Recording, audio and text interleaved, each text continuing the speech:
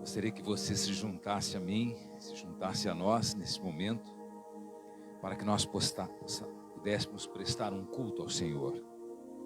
O Senhor Deus Todo-Poderoso, Criador dos céus e da terra.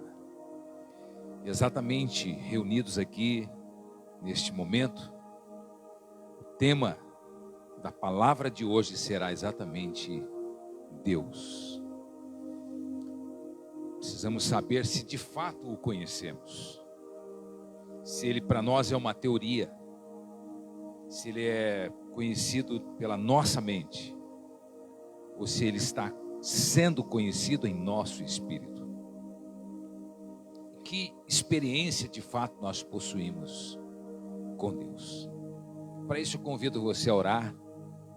Vamos orar.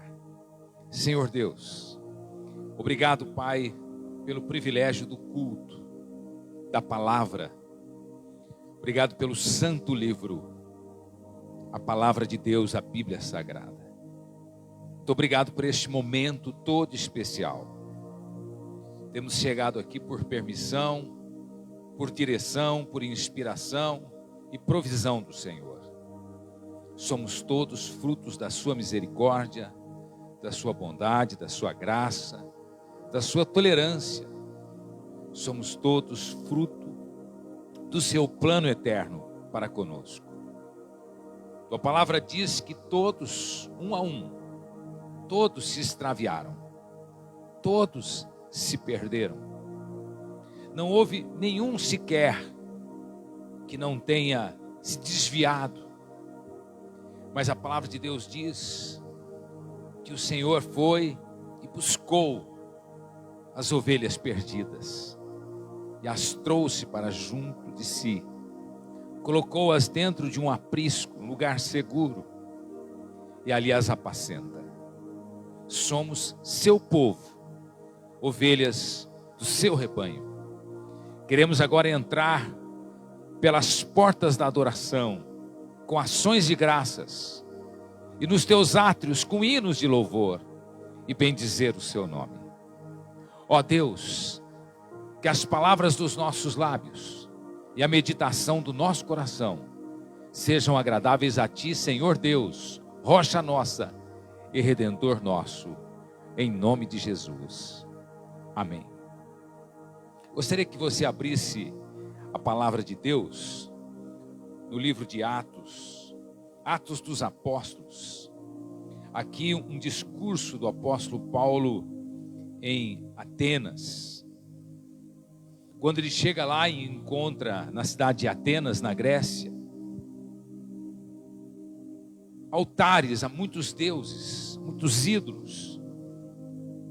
Aqueles ídolos e deuses representavam as religiões, as muitas religiões daquele tempo. Ele também encontra aqui em Atos capítulo 17, versículo 22, havia um altar no qual aparecia a seguinte inscrição: ao Deus desconhecido. Então o apóstolo Paulo diz àqueles atenienses: pois esse que vocês adoram sem conhecer é precisamente aquele que eu lhes anuncio. De fato, naquele panteão de deuses, haviam muitos adoradores de muitos deuses diferentes, mas nenhum adorador do Deus vivo. E o apóstolo Paulo disse: olha, eu vos trago o Deus que ainda é desconhecido para vocês. Um Deus que para vocês ainda não é real. Um Deus que vocês não entendem quem Ele é, como Ele é. Eu estou trazendo a vocês qual Deus? Versículo 24 diz: o Deus que fez o mundo e tudo que nele existe, sendo Ele Senhor do céu e da terra. Olha a diferença entre Deus e aqueles deuses. Que mais? Não habita em santuários feitos por mãos humanas, nem é servido por mãos humanas, como se precisasse de alguma coisa, pois Ele mesmo Ele mesmo é quem a todos dá vida, respiração e tudo mais. De um só homem, Adão, fez todas as nações para habitarem sobre a face da terra, havendo fixado os tempos previamente estabelecidos e os limites da sua habitação. 27. Para buscar em Deus, se porventura tateando, o possam achar, ainda que não esteja longe de cada um de nós. Pois nele vivemos e nos movemos e existimos, como alguns dos poetas de vocês disseram, porque dele também somos geração. Portanto, visto que somos geração de Deus, não devemos pensar que a divindade é semelhante ao ouro, à prata ou à pedra trabalhados pela arte e imaginação do homem. Deus não levou em conta os tempos da ignorância, mas agora Ele ordena a todas as pessoas em todos os lugares que se arrependam, porque Deus estabeleceu um dia em que julgará o mundo com justiça por meio de um homem que escolheu, e deu certeza disso a todos, ressuscitando-o dentre os mortos. Que texto! Esse texto é um dos mais importantes, mais significativos e mais contundentes de toda a Bíblia Sagrada. Nosso assunto é Deus. Esse nome, essa pessoa, esse ser, se encontra mais de 4.000 vezes na Bíblia. 4.068 vezes. A Bíblia começa falando de Deus e termina seu último livro falando de Deus.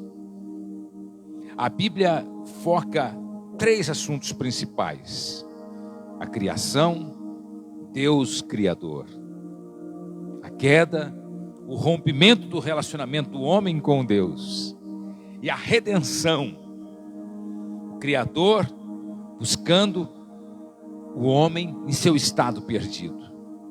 Redenção, criação, queda, redenção. Em todos esses atos, especialmente a criação e a redenção, Deus é o protagonista, o principal. Na queda, o homem foi personagem principal, mas na redenção o Senhor reassume o contato perdido. Ele religa, Ele chama, Ele oferece, Ele ama primeiro, Ele vai ao encontro de alguém que estava fugindo dele.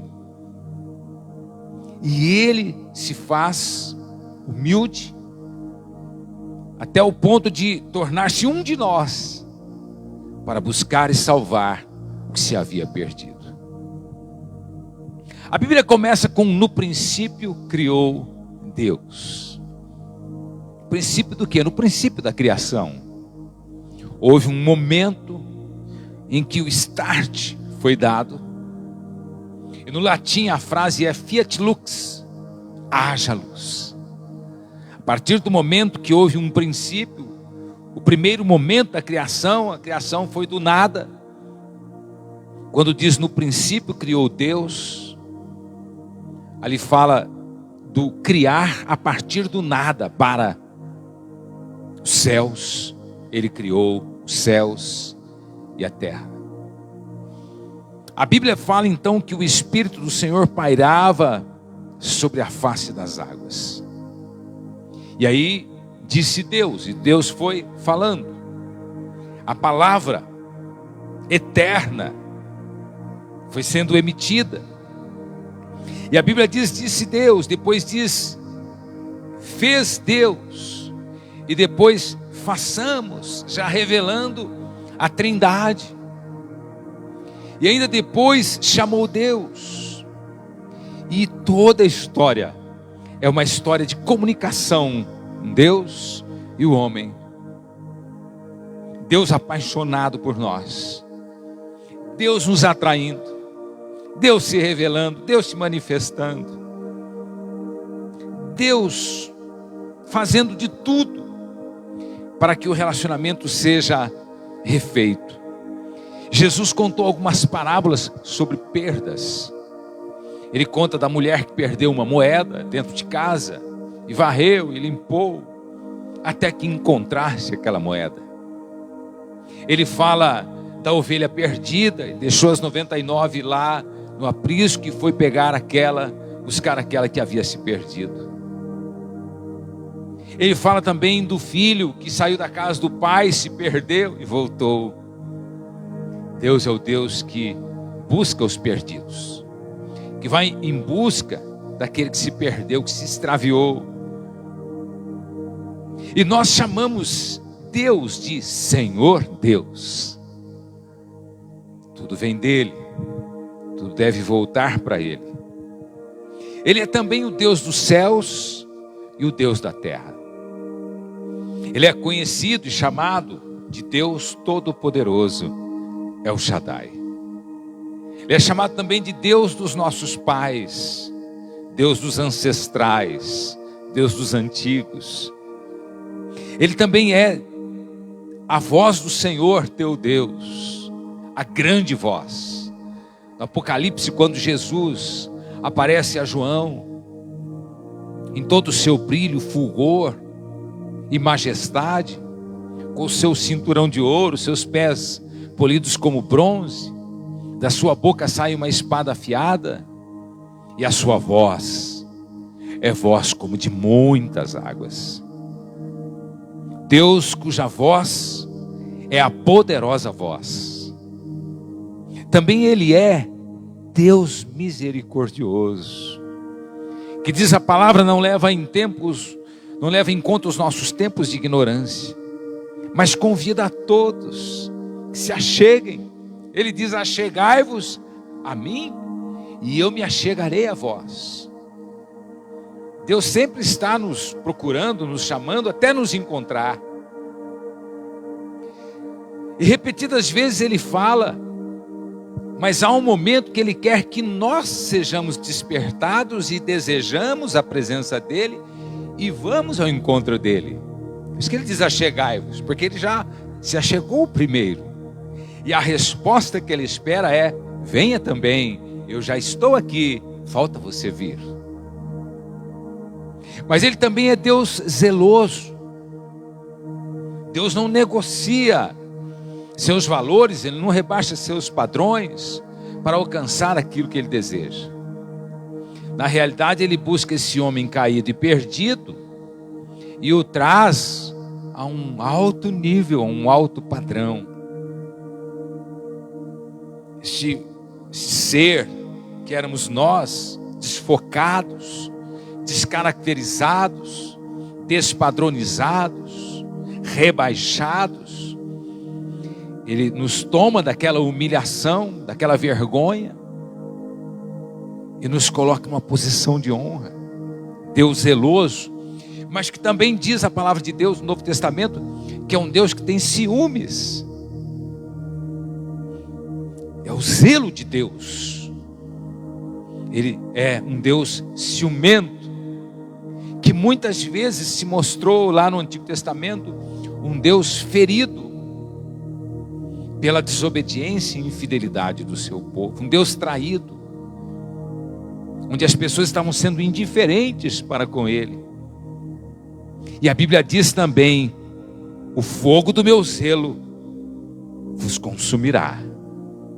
Em realidade, nós precisamos cuidar deste zelo, para que este zelo de Deus por nós, para o nosso bem, encontre em nós uma resposta para Deus favorável, para que este zelo de amor não se torne o zelo da ira do Senhor. Mas a Bíblia diz também que Ele é fogo consumidor. Em toda a Bíblia, Deus é comparado com fogo. E especialmente no Novo, ali em Mateus capítulo 3, dentro do escopo da mensagem de João Batista, quando ele anuncia Cristo, ele anuncia Cristo vinculado ao Espírito Santo. E João Batista dá testemunho dizendo: eu estou vos batizando um batismo de arrependimento. Mas aquele que vem após mim já veio, para nós, mas ainda viria para João: aquele que vem após mim, que eu não sou nem digno de desatar os cadarços, as correias das sandálias. Ele vos batizará com o Espírito Santo e com fogo. O fogo arderá continuamente na minha presença, diz o Senhor. Mas ele também era chamado Deus vivente. Há muitos deuses mortos, deuses de acordo com a imaginação humana, conforme a gente leu no texto de Atos 17, versículo 22 em diante. Deuses que têm um início e têm um final. Porém, o nosso Deus vivente, ele é vivente porque ele não tem começo e ele não tem fim. Ele não passou pela morte. A morte não pode com ele. Ele é inatingível. Então, o Deus vivente significa ele não foi criado por ninguém. Nós podemos até na nossa imaginação modificar o Deus vivo. Podem até os ateus matarem esse Deus na mente deles e até dizerem: Deus está morto. O fato de alguns dizerem que Deus está morto, e até isso é citado nos Salmos, quando ali está dito assim, que o homem diz: o Senhor não existe. E a resposta de Deus é: ri-se Deus nos céus. O Senhor ri daqueles que dizem: Deus não existe. O fato de alguém crer que Deus existe ou não, para Deus, ele existe e ponto. Se alguém não crê, o prejuízo é de quem não crê. Ele é. Mas ele também é único. Não há medidas, nem modelos, nem nada que possa medir ou comparar-se com Deus. Como disse o irmão teólogo estudioso da palavra alemão Rudolf Otto, ele disse: Deus é o outro. Ou seja, nada pode ser comparado a ele. Ele é o outro, totalmente diferente de tudo. Está em todo lugar, mas não faz parte do lugar. Criou tudo, mas não faz parte da criação. Ele sempre está acima.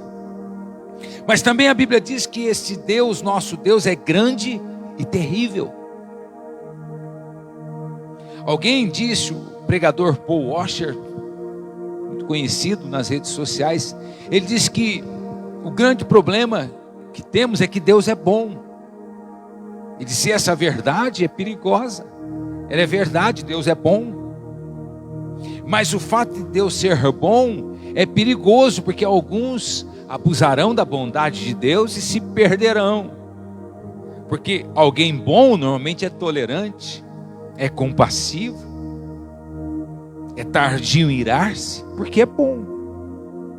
Mas haverá um dia que a bondade cessará, não cessará, mas ela deixará dará o lugar ao juízo. E a conta sempre chega. O que nós temos que fazer é que quando a conta chegar, nós tenhamos crédito para com Deus. O crédito vem do Senhor, através da sua justiça em nós, da sua obra em nós, da sua vida em nós, do seu Espírito em nós.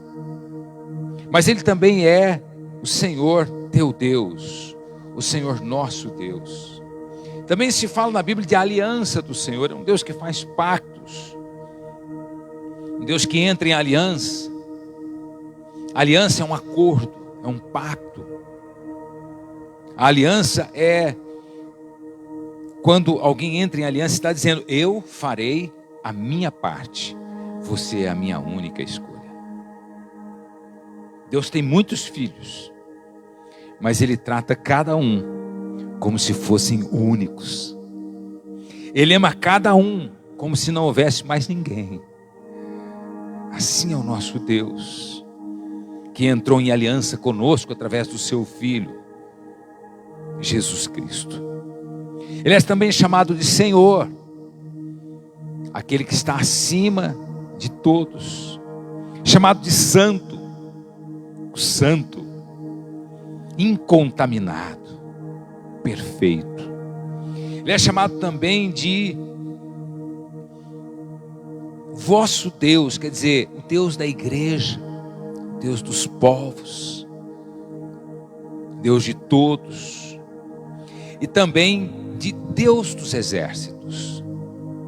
No Antigo Testamento, os judeus tinham que lutar com outros povos.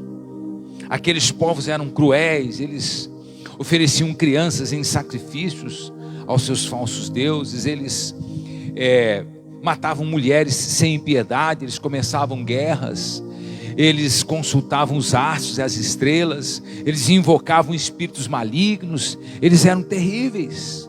O padrão de moralidade daqueles povos da antiguidade era baixíssimo. Eles cometiam todo tipo de torpeza. Então Deus enviou o seu povo, o povo de Israel, para que o povo, ao ter que tirá-los da terra que tinha sido dado a Israel, a terra prometida, ao mesmo tempo que viesse um deslocamento daqueles povos para outros lugares, ou até uma dizimação daqueles povos através da guerra, era o juízo de Deus sobre tanta crueldade e maldade. Deus dos exércitos que ia à frente do exército de Israel e até dizia: olha, nessa guerra não tereis que lutar. Em realidade, Israel não queria lutar, não queria matar, mas os povos queriam matar. Israel então tinha que se defender e atacar. Mas era sobretudo um castigo de Deus para povos que haviam extrapolado toda a moralidade, tudo que era coerente. Eles tinham ido muito longe na sua impiedade. Como é que Deus se revela? Deus se revela no natural, ou seja, no dia a dia. Através de pequenas coisas nós descobrimos Deus. No natural, Deus vai fazendo coisas que para nós chamamos de pequenas. Na verdade, tudo que Deus faz não é pequeno, não é insignificante, mas Ele vai falando conosco, nos dando direção e até nos repreendendo. No âmbito natural da nossa vida, a gente vai vendo Deus se manifestando, dizendo: estou aqui, sou teu, te amo, faça assim, olha, você não deveria ter feito assim. Mas Ele também se revela de maneira sobrenatural.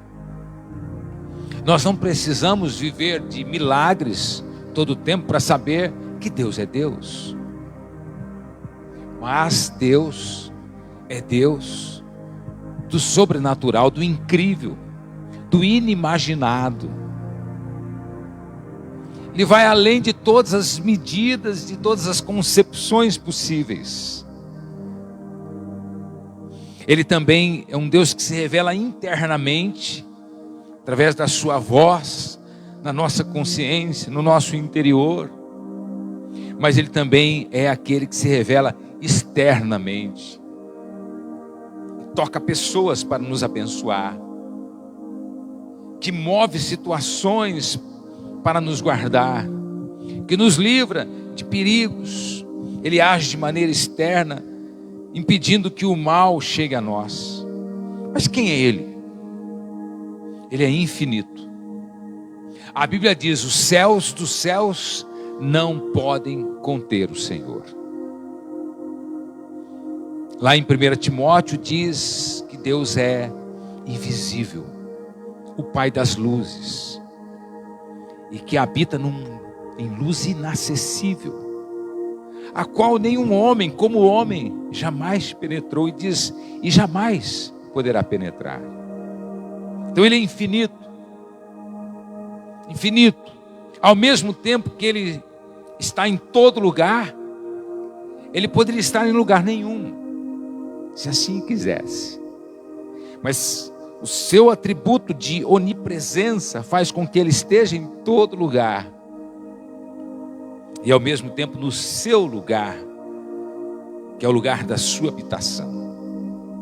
Ele também é glorioso. Toda a glória humana, todo o resplendor humano, toda a beleza humana são nada diante da glória do Senhor.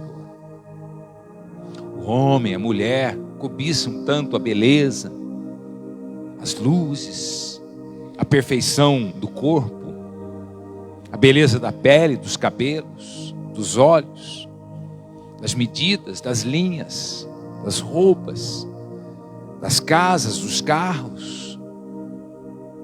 E tudo isso passará, se desvanecerá. Nós precisamos de uma glória que não se desvanece, de uma glória que não é fruto da indústria. Na verdade, esta glória humana é uma glória falsa, é uma glória trabalhada e produzida pela arte da fotografia, do cinema ou da indústria dos cosméticos, da indústria da beleza, mas é uma falsa glória, ilusão de ótica, um engano. Deus é glorioso de fato, Ele é belo de fato, nele não há, diz a Bíblia, mancha alguma. A sua glória sobretudo está na sua santidade, sua glória sobretudo está no seu caráter, a sua glória sobretudo está na sua pessoa imutável, jamais cometeu falta alguma. Mas Ele também é imutável, como eu falei, e também eterno, que não está no tempo, mas criou o tempo. Ele tem a palavra, que é a palavra cronos, a palavra que está dentro do tempo, e a palavra rema, é uma palavra fora do tempo, que pode ser para hoje, para amanhã, para depois, ou mesmo a sua eterna palavra. Ele é o Logos, o Verbo, a palavra eterna, a verdade eterna, a comunicação eterna, aquele que nos ensinou a comunicarmos. Ele dá vida ao universo, toda planta, todo passarinho, todo animal, toda a vida depende da vida de Deus. Ele também é desconhecido. Ao mesmo tempo que entendemos que o conhecemos, nós também entendemos que nós o desconhecemos.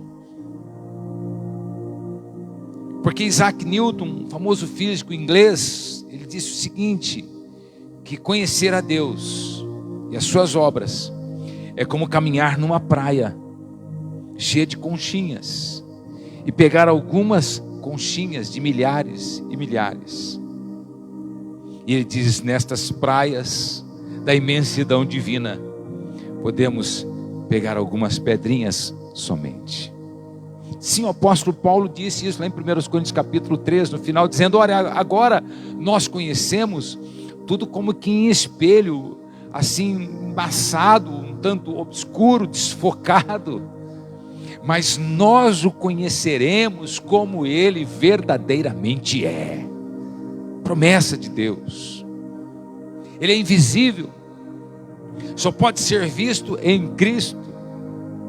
Ele é também sem forma, mas adquiriu forma em Jesus, e Ele é a causa das causas. Hebreus capítulo 3, versículo 4. Vimos a primeira parte, a segunda, como Ele se revela, a segunda parte, quem Ele é, a terceira, conceitos de Deus. Nós temos dois conceitos principais, o cosmológico e o teleológico. Conceito cosmológico, a palavra cosmos, como ela mesma se traduz, é a palavra mundo, a palavra universo. O conceito cosmológico fala de Deus como poder, aquele poder que está sobre o cosmos, o mundo, acima do cosmos, mas que sustenta o cosmos. A Bíblia diz que Deus está assentado sobre a redondeza da terra. É lógico que é uma linguagem figurada, mas que as nações são para Ele como um pingo num balde. As nações. E as nações têm se levantado contra Deus, têm sido indiferentes e incrédulas com respeito a Deus, tem matado os servos de Deus. Mas Ele é aquele que está sobre, acima, que extrapola tudo. Se nós tivéssemos que ir de uma ponta do universo a outra ponta do universo, nós gastaríamos mais de 300 milhões de anos-luz. Ou seja, esse Deus que é a causa das causas e que é o grande poder, o supremo poder, e que estabeleceu um início para a história e um final para a história. Entre o início e o final, Ele nos colocou nessa trama, nesse enredo. Disse: olha, vocês têm esse espaço de tempo para vocês fazerem o bem e o mal, para vocês escolherem a maldição ou a bênção, para vocês escolherem a vida ou a morte, para vocês conhecerem o céu ou o inferno, para vocês se aterem ao Salvador ou ao perdedor, para vocês serem conhecidos de Deus e conhecerem a Deus. Que nós temos esse intervalo de tempo, onde na nossa liberdade que nos foi dada, podemos escolhê-lo ou não. Mas Ele diz: escolhei hoje a quem servais. Palavras de Josué, capítulo 24. Final da vida de Josué, o grande líder, sucessor de Moisés no Antigo Testamento. Diz: olha, eu vos tenho dado exemplo, eu vos deixei e eu revi e vos propaguei a lei de Moisés. Mas eu preciso que vocês escolham quem é o Deus de vocês. Que vocês escolham de fato quem é que vos domina, quem é que vos governa, sobre que princípio vocês estão. Eu já fiz a minha escolha, a minha casa também. Eu e a minha casa serviremos ao Senhor. Deus como poder. E o conceito teleológico fala Deus como pessoa. Ao mesmo tempo que Ele é este poder infinito, Ele também é uma pessoa acessível. Alguém que se torna portátil e habita dentro de um espírito humano limitado. Estrutura frágil, que a Bíblia chama de vaso. E até ele chama de vaso de barro. Deus pessoal, que é pessoal e personalizado. Ao mesmo tempo que Ele vem e se assenta como Deus, Ele também respeita as nossas diferenças, respeita a nossa personalidade, nos respeita e vai nos moldando vagarosamente, vai nos transformando até que sejamos parecidos com o Filho de Deus. Mas quem é Deus? Ponto 4. Deus é Espírito. João capítulo 4, versículo 24, quando Jesus pregou à mulher lá no poço de Samaria, Ele disse: Deus é Espírito, e importa que os seus adoradores o adorem em espírito e em verdade. Não, Deus não quer que nós o adoremos por coisas que tocamos, copo d'água, cruzinha, figuinha, galho de arruda. Deus não precisa ser tocado, cheirado, visto. Porque Jesus Cristo reafirmou: porque os meus adoradores me adorarão em espírito. Espírito para espírito e em verdade, a verdade descoberta. É o Espírito de Deus unido com o nosso. Ele também é o eterno esplendor que traz luz no meio da escuridão, traz brilho em vidas apagadas. Ele é também a verdade autônoma. A verdade de Deus é autônoma, ou seja, ela é por si mesma. E o próprio Deus diz, o próprio salmista diz a respeito de Deus: quem dará conselho ao Senhor? Quem ensinará alguma coisa? De fato, autônomo, suficiente em si mesmo, que possui o conhecimento absoluto e é a fonte de todo o poder. um poder compartilhado, um poder sobre o pecado, um poder sobre as tentações, um poder sobre o mal, um poder sobre os demônios, um poder sobre as enfermidades, poder de se manter calmo no meio das adversidades, o poder de não ser possuído por outros poderes, mas de estar possuído apenas pelo grande poder, o poder de Deus. Mas Deus também é vida, uma vida organizada, uma vida em ordem, uma vida que tem proporções ideais e onde há harmonia e beleza. Ele deve ser a fonte do nosso pensamento. Pensai nas coisas lá de cima. Colossenses capítulo 3. A fonte também do nosso sentimento. A Bíblia diz que não nos movemos pelo que sentimos, mas pelo que cremos. E também a fonte das nossas vontades. Romanos capítulo 12, versos 1 e 2.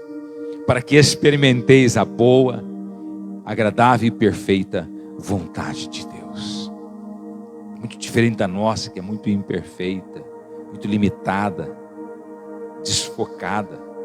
A vontade dele é boa, agradável e perfeita. Mas também no tópico quem é Deus, Deus é luz. 1 João capítulo 1, versículo 5. Ele é essencialmente santo. Não há nele nada duvidoso, nada escondido. Ele é perfeito. Todos aqueles que de fato querem conhecer a Deus, começam a ter um outro desejo. E o desejo é, quero ser como Ele. Deus é amor. Quem permanece em Deus, permanece no amor. O amor é paciente, é sofredor. O amor não é invejoso, não arde em ciúmes. O amor é paciente, é longânimo, é benigno, é compassivo. Tudo suporta, tudo crê, tudo espera. O amor jamais acaba. 1 Coríntios capítulo 13. Ele também é o laço de união que nos une. É o auge da perfeição. É o Pai da vida. É o Filho da luz. E o Espírito Santo do amor.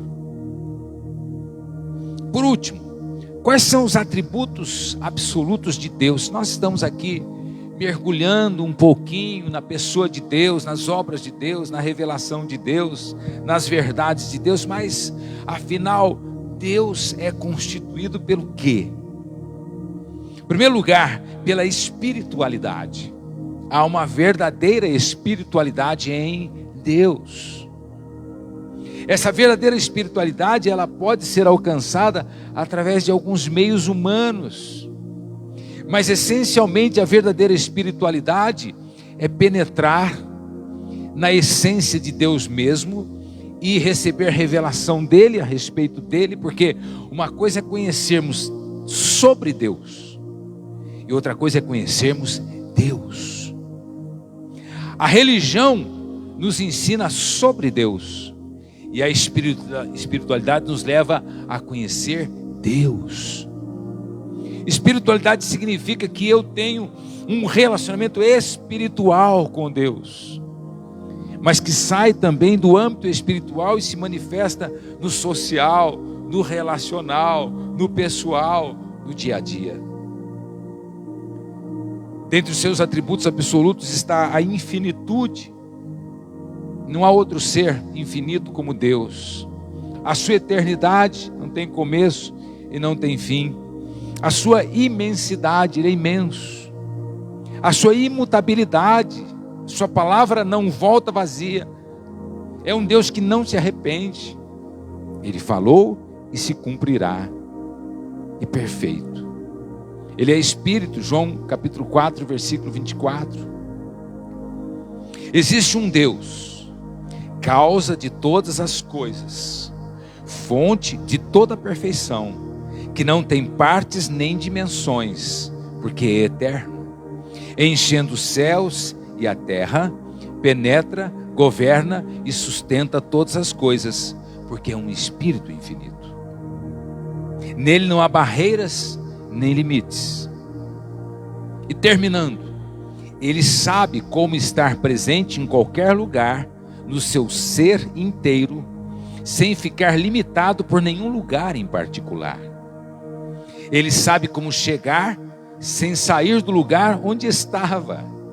Ele sabe sair sem deixar o lugar de onde veio. Ele está em toda parte do seu ser inteiro e completo, porém não se encontra contido em lugar algum. Não conhece limites, não é divisível, é imutável em todos os sentidos, enche os céus e a terra com a presença do seu poder. Prega-se sobre tantos assuntos, tantos temas, mas não se prega sobre Deus. Deus é a fonte, é a essência, é o princípio. Deus é o centro. Nós precisamos conhecê-lo. A Bíblia fala que a glória do homem está em conhecer a Deus. Esta é a glória do homem. A glória do homem não está em conseguir riquezas. Essa é uma glória efêmera, que as riquezas enferrujam, as riquezas são roubadas, as riquezas são perdidas, as riquezas muitas vezes intoxicam e matam. Mas a verdadeira riqueza está no Senhor. A riqueza da pessoa bendita, santa e pura, que não manipula, mas que nos convence. Ele vos convencerá. A Bíblia fala, o Espírito da verdade nos convencerá do pecado, da justiça e do juízo. Do pecado porque não crê em mim. Da justiça porque eu vou para o Pai e eu estou fazendo justiça com a minha vida para aplicar a justiça de Deus em vocês. E do juízo, porque todos comparecerão. Hebreus 9, 23, ao homem está ordenado morrer uma só vez, vindo depois disto o juízo. A Bíblia diz, porque convém que todos compareçamos diante do tribunal. Essa bendita esperança de ver Deus face a face é aquilo que tem que pulsar dentro de nós. Então, a palavra de Deus fala, e então nós o veremos. Finalmente o veremos como Ele é. Lá em 1 Coríntios capítulo 15, quando o apóstolo fala da ressurreição dos mortos, ele conclui o capítulo dizendo, e então Deus será tudo em todos. Nossa esperança nos remete a algo fora dessa vida, além dessa vida, que nos leva a pensar sempre no porvir, no futuro. Há alguma coisa sólida, que não passará, que não sofrerá alteração. Porque nesta vida, quantas mudanças, quantas crises, quantos problemas, quantas lutas, quantas dificuldades. Às vezes precisamos mudar de casa, às vezes precisamos mudar de cidade, às vezes precisamos mudar. Muitas vezes mudanças que nós não gostaríamos de fazer, alterações particulares dos nossos hábitos, como nós estamos vivendo agora, novos hábitos nesse novo tempo. Mas as mudanças vêm e ficam, elas se impõem, elas muitas vezes não perguntam, você quer? Elas chegam e acontecem. Mas nos céus dos céus, nós estaremos diante do imutável. E aí será diferente. Nós precisaremos de toda uma eternidade e ela não será suficiente para conhecermos a totalidade de Deus. Mas a Bíblia fala que neste novo corpo que vamos receber, incorruptível, será um corpo incorruptível, não haverá dores, cansaço, sono, sede, fome, lágrimas. Nada. Apocalipse nos promete dizendo, olha, tudo isso cessará.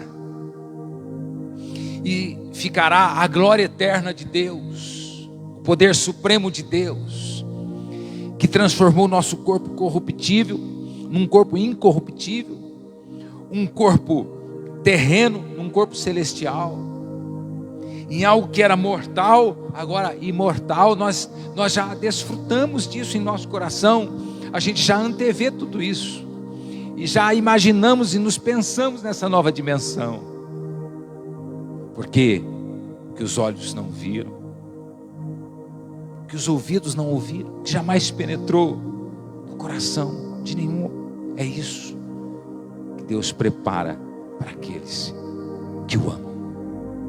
Amado Deus, obrigado pela sua pessoa inspiradora, a sua pessoa maravilhosa, seu bendito ser.